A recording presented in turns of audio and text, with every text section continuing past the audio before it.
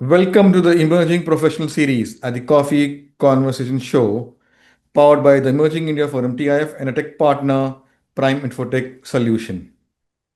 Theme is Decoding Growth, Kashish Gupta on CFO mindsets and Indian market moves. Kashish is Senior Managing Partner at SHK and Associates.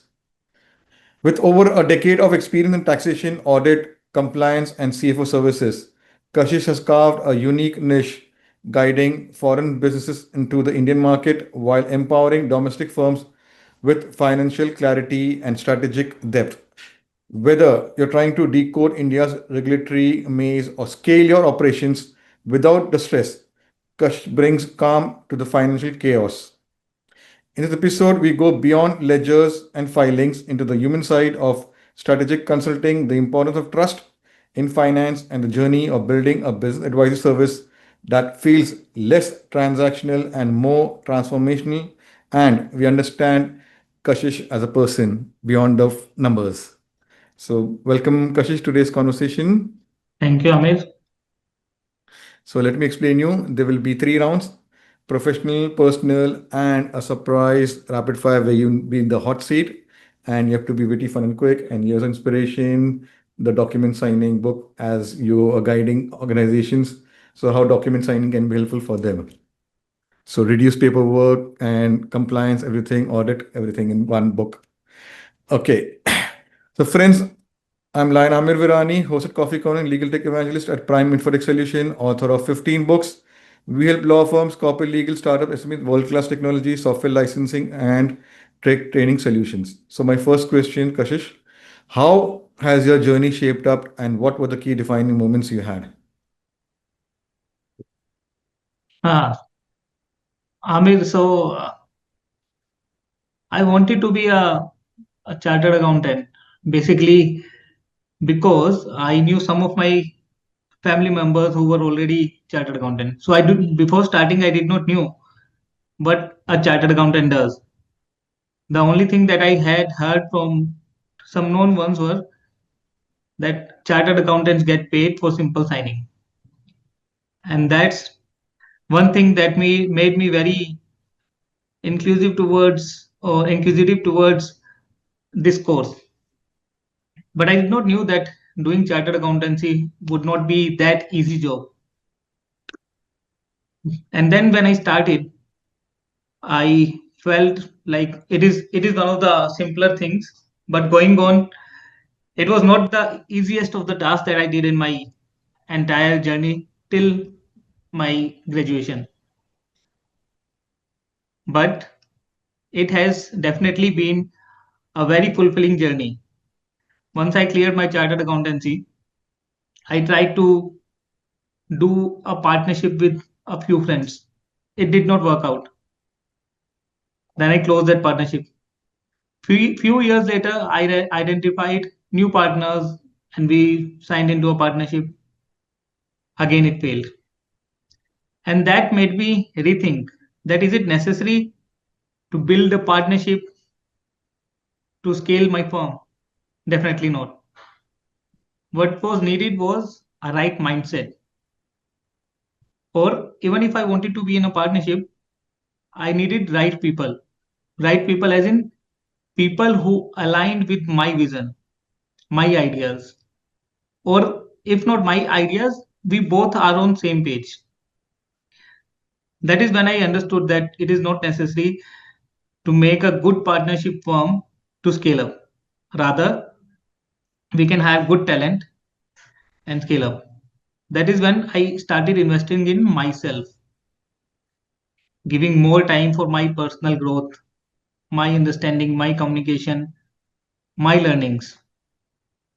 And that's when my life changed. Even today, we Wow. try a lot of things and not everything work out the way we have planned. But that is perfectly fine. We cannot excel in everything that we do. And whatever we do definitely gives us certain lessons and certain learnings. And it is on us on how to implement those learnings, those lessons, and do better. Beautiful. So let's dive deep into conversation, Kashish. Compliance is often seen as tedious.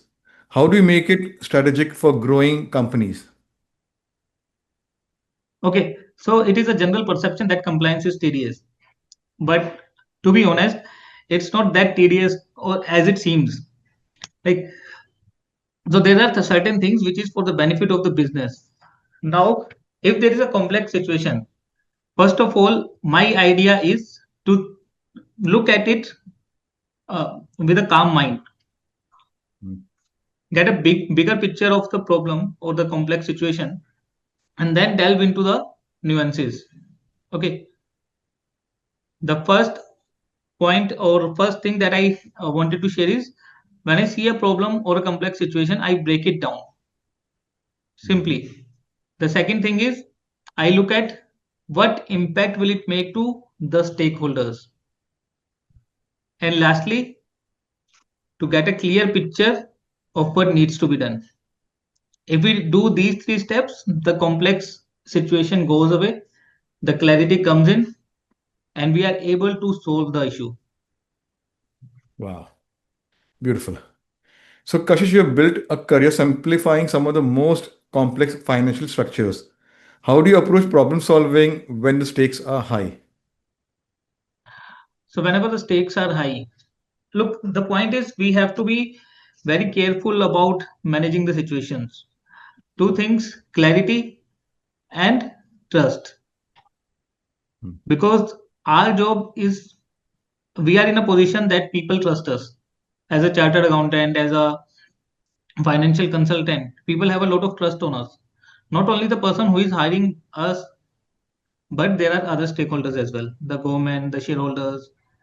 So, in those situations, it is very important to be clear, to be truthful, and to look at all the problems from a broader perspective. So, if you analyze the situation clearly, closely, and break it down, you'll be able to resolve it without any issues. Lastly, however, the situation, how stressful the situation is, you have to follow one thing, and that is integrity. Integrity towards your job, truthfulness towards your job, so that the stakeholders do not get harmed and you are able to solve the problem with clarity. Wow. Okay. So, Kashish, what inspired you to move from firm based accounting to offering end to end CFO and advisory services? So earlier, when we used to be a compliance partner for our clients, after working with them for years, I realized that we have a bigger role to play. Bigger role, as in when you are acting as an advisor only, you are only doing the compliance work. But then certain entrepreneurs, certain clients wanted to have a bigger role from our end, and that means breaking down the numbers. Look, we can either look at the numbers the way they are, or we can build a story out of it. And when we start building the story out of it, there is a lot of things that we can do. So, for example, if a company is closing or shutting down, it does not happen in a single day. The numbers start speaking about it maybe years earlier or way before it actually happens. So, as a CFO, you can provide insights into what the numbers are speaking. The second thing is that you, as a CFO, have a strategic role to play. And if we chartered accountants are not doing it, then who else will do it? Because we are known to be the masters of financial numbers, right? So that is why I started taking interest in the CFO services and moved majority of my work from being only the compliance partner to being a strategic partner. Beautiful.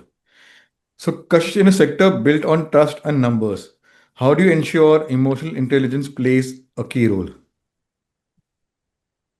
Like the answer to this question lies in the question itself. You spoke about trust. Before numbers, trust counts. So if you have to build in trust, then emotional intelligence definitely needs to be there. And when we speak about emotional intelligence, we have to make sure that we are working on empathy as well. So whenever we are working with a client, we have to be empathetic towards them. I'm not saying that we should look in from helping him or going beyond the numbers, but by empathy, I mean to say is to understand what they want to do, what their ideas are, and how they want to pursue it. And if there is something that we can help in or we can pitch in, we definitely should. Because sometimes the entrepreneurs or the founders are not very clear or do not have a very clear idea about the financials. They do know their business, but we know numbers better. So if we can provide support to them, Hmm. then it will definitely help them. Wow. Beautiful. So, Kashish, for foreign businesses entering India, what are the three most common mistakes you help them avoid? Pardon? For foreign businesses. Entering India, what are the three most, or what are the, you can go beyond three also, mistakes you help them avoid? Okay. First of all, what I would say is, first of all, the first and foremost is underestimating the compliances. So India is a maze of compliances. So not only income tax or GST, there are compliances beyond that. The RBI compliance, the FEMA compliance, the FLA return, FCGPR form, labor laws. So there are a lot of compliances. So before entering into India, you should be aware of what all implications they have. If you are investing here and want to repatriate the funds after a few years, how will you do that? What are the Mhm. labor compliances, etc., etc. The second thing is uh, not understanding the local essence of India. Not everything that has worked globally will work in India. So while you are entering the Indian markets, you have to think differently because India is a definitely a different market, a big market but a different market. And lastly, coming into India considering only the cost effectiveness because it is more than a cost effective market. So when you are entering into India, look from other perspectives as well. And if you are entering into vendor partnerships based on only the cost effectiveness, then it is definitely going to hurt you. So these are the three things that I believe most of the foreign companies mistake while entering into India. Wow. So let's go memory down the lane. Kashish, can you share a story where your intervention helped save or scale a business dramatically? So there are a lot of situations, lot of scenarios wherein we have helped our clients save crores of in terms of save taxes or maybe uh, save money by investing into or taking benefits of the correct schemes. So there are a lot of situations we have helped them by suggesting them the right structure.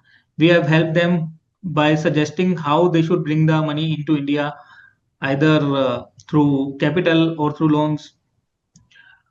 We have suggested them various subsidies, PLI schemes, agricultural subsidies, etc. We have helped them save money by suggesting them right way of taking refunds in GST wherever applicable. There are a lot of scenarios. I could not mention one. It's fine. It's fine. Okay.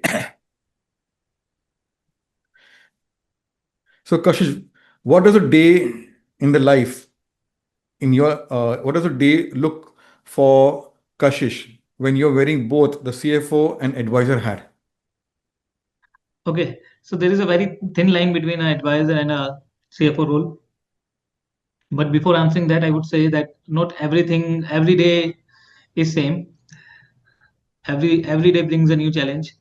Every day brings a new opportunity. But when I am acting both as an advisor as an CFO, then To be honest, advisory role basically is suggesting them things from the outer perspective, right? You can do that, you can do this, but when you step into the CFO role, you are part of the team, you are inclusive of the team, and then you have to be more of a strategic role player. And when you are there as a strategic role player, you have a lot of roles to play: creating MIS, suggesting on cash flows, cost cutting, uh, checking the variances, a lot of things. Wow. So, Kashish, how has your leadership style evolved over the years? Leadership style, how? So I when I started, I used to be a dominant kind of a player in my team, because I felt that I'm the boss, I can do whatever I want to. But over the years, I realized that when you are managing a team, first of all, you have to be towards them. You have to also think of their perspectives. The second thing is, uh, all of us are humans, so there tend to be situations wherein my team will also make a mistake.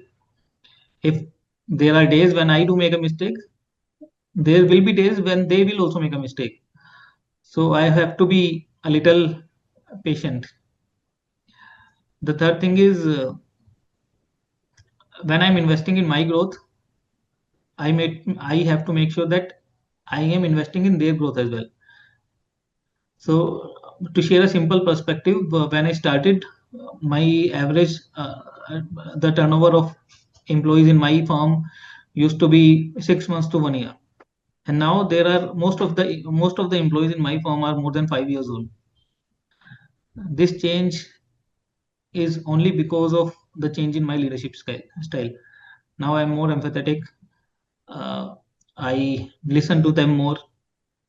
I invest in When I'm investing in my growth, I am also investing in their growth. I give them time to study, to learn new things, and that is helping the firm as well. Wow, beautiful. So that was you, your leadership style. Let's understand कि by who has influenced you or has been mentor from the finance world. So it's definitely my principle. So I was on a audit when I was doing my articles. So I was there in a company for an audit, and when I went there, I simply started looking at their balance sheet and doing the voucher checking and all. And 2 days later, my principal came in. When he came in, to my surprise, he did not look at the balance sheet, the number, but he simply sat with the client.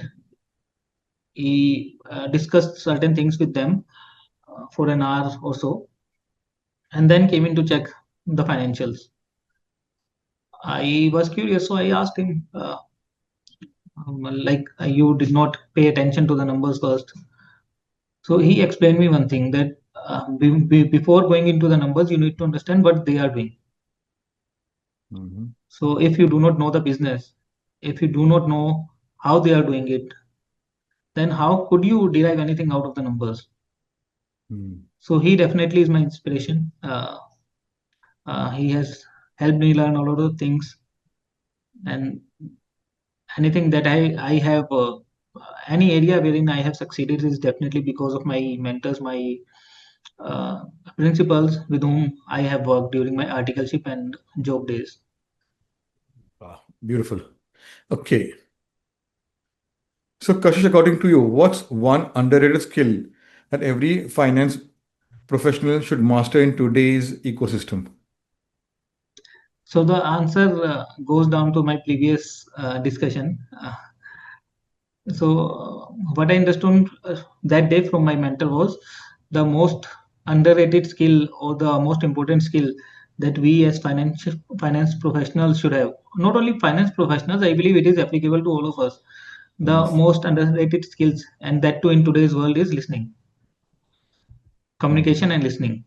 When we speak about communication, definitely listening is the most important skill, because everyone wants to speak, Everyone wants to communicate, but no one wants to listen.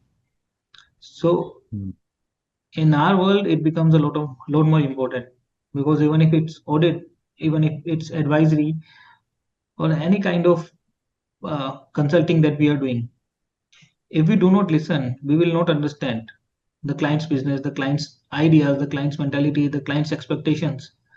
And if we are not understanding all these things, it would be very difficult for us to survive, right? Yeah. And before survival, even it would be we will not be doing justice to our job. Ah. So AI is everywhere. How has the evolution of AI in finance influenced how you work or think? Okay, AI has been very helpful. To take a simple example, there are a lot of areas wherein we have to compile the data manually, like looking at the documents and compiling the data. But AI has made our job very easier. Now, it has made our job easier in two ways. The first way is it takes very less time as compared to earlier for certain tasks. The second thing is when it takes little time. Say we used to do a job in 8 hours, and now with the help of AI, we are doing it in 1 hour. Then we are getting extra 7 hours, and those 7 extra hours can be utilized in sales or our personal growth, learning, development, or with our family. So definitely AI is helping us a lot.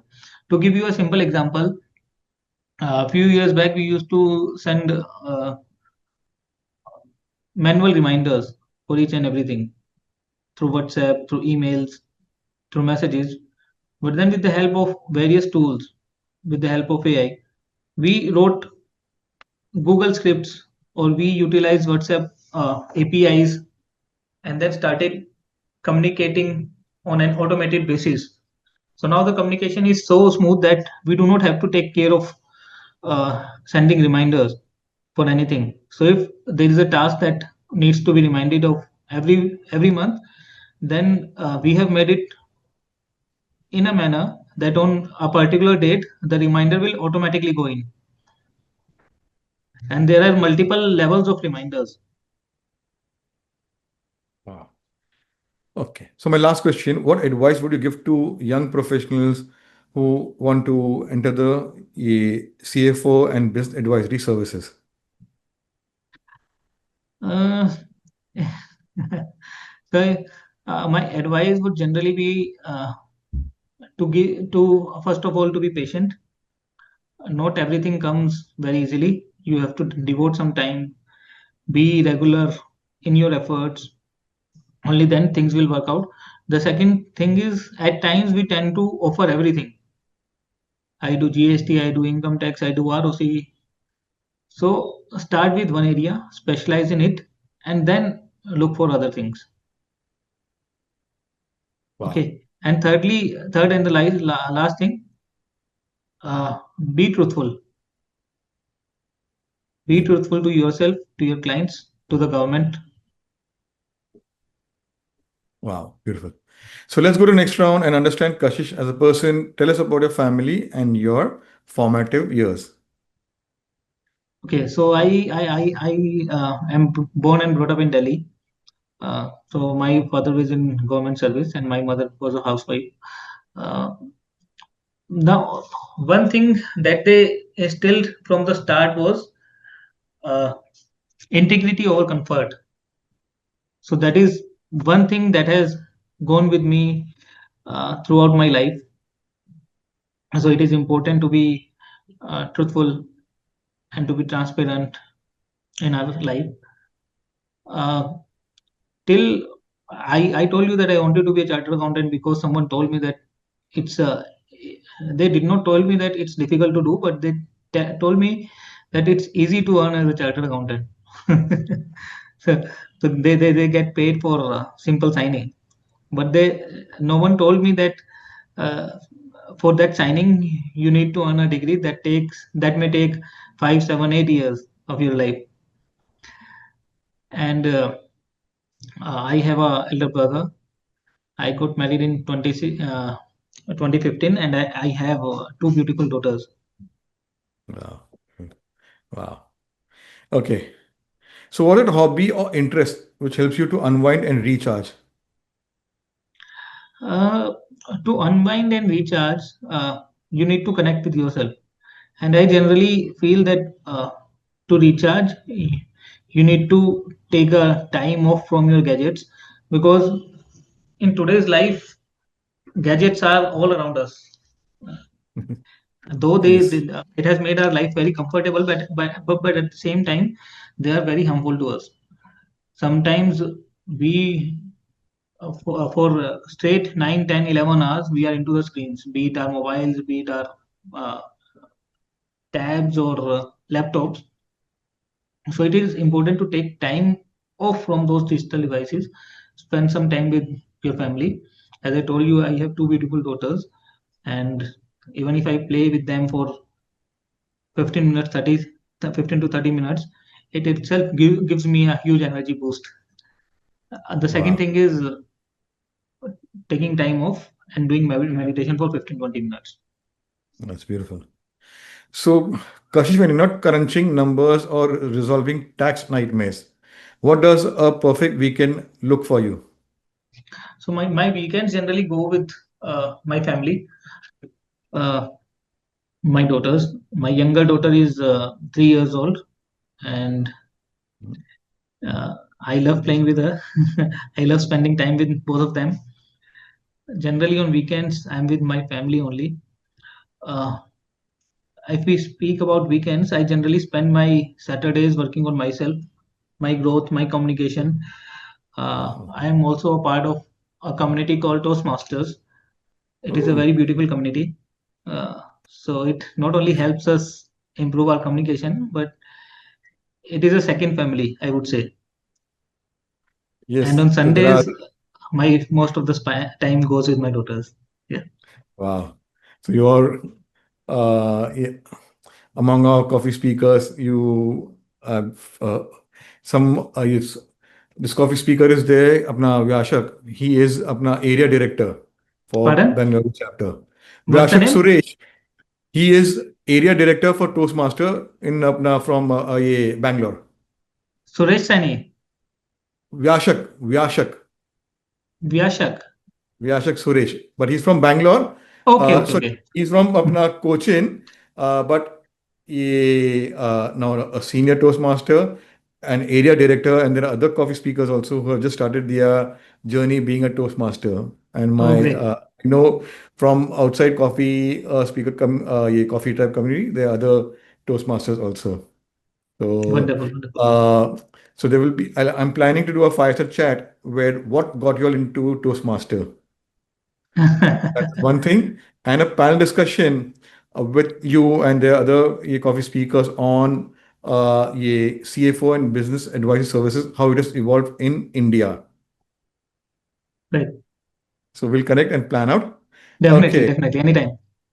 Yes. Okay. So, Kashish, which is that book or movie which has left a lasting impact on you? So I do not watch a lot of movies or read a lot of books, but there is one book which I read years ago, and it made a uh, good impact on how I perceive things, how I meet people. The book name is How to Influence People, and something that I do not remember the exact name. How to talk to people or influence people, something of that sort. And I Dale told you Carnegie. that it is the same book which shifted my mindset from being uh, a bossy person to a person who tries to understand people. To it made me become more empathetic towards my coworkers, my employees, my team. Wow, beautiful. So, if your friends had to describe you in 3 words, what would it be? Three words, uh, three words that define me would be never give up. In last Wow. 13 or 14 years, I have seen a lot of ups and downs, a lot of ups and downs. There have been situations when I was completely out of ideas on how to do things. There were situations wherein it felt like life has ended, but uh, I never gave up, Wow. and that is the one thing. The resilience. I am Beautiful. here only because of these three words: never give up. Okay. Uh, so what are your plans for 2025 personally and professionally? So professionally, I want to scale up. I want to just like the way you are doing. I plan to uh, make my calendar a little easy, and probably by the year end or from the next year onwards, from January 26 onwards, I am planning to start a podcast series wherein I would be speaking to entrepreneurs, their ideas, how they struggled in their initial phases, or what is the thing that they have learned. So connected with different entrepreneurs, starting a podcast, and personally, again, the same thing, cleaning out my calendar, giving some more time to my daughters, because I feel that they are growing at a very fast pace, and soon they'll grow up, and I will miss these days when they are young, when they have time to spend with me, because later on they will not have time for me. Wow. So, given the opportunity to explain virtual CFO services in 30 seconds, how would you go about? Pardon? What's If you your have to services? explain virtual CFO services Virtual CFO services. you're meeting someone, Mhm.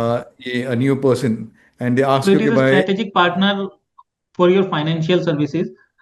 Being a virtual CFO means that you have a partner who will take care of your finances, who will help you navigate through the complexities of the finance and the compliances that the Indian landscape has. wow, beautiful. So we go to next round, the rapid fire, and put you in the hot seat. GST or income tax? Which one keeps you GST, up at night? Excel or Google Sheets? Excel, Explain CA exams in one word. CA exam, Hmm. tough, very tough. Wow. Go to comfort food. Chole bhature, Your favorite color. uh, red, Dream travel place. Maldives, A mantra you live by. never give up, You're a sunrise person or a night owl. night owl,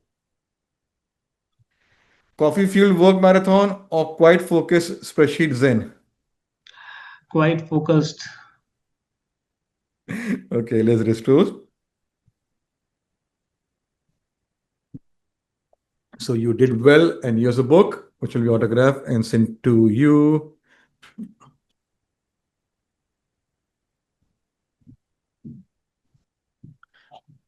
So, Kashish, this has been an insightful conversation from decoding the CFO mindset to sharing heartfelt reflection from your personal journey.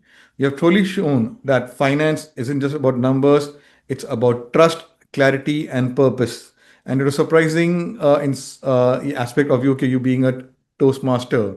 That's why your public speaking skills and you are going to start your podcast or your uh, speaking skills from Toastmasters sessions will really help you to scale up. And we wish you the best. You start your podcast very soon after this coffee conversation within a month. We'll do a check in.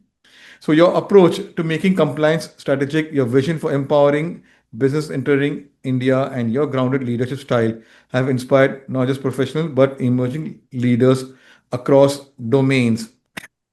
So, like, share, subscribe to the Coffee Corner Show on YouTube, where there are 500 plus coffee speakers sharing their professional, personal journey. So, until next time, stay curious, stay inspired, and keep those conversations brewing. And we meet with another speaker having conversation or cup of coffee. So, take care. Thank you. Thank you.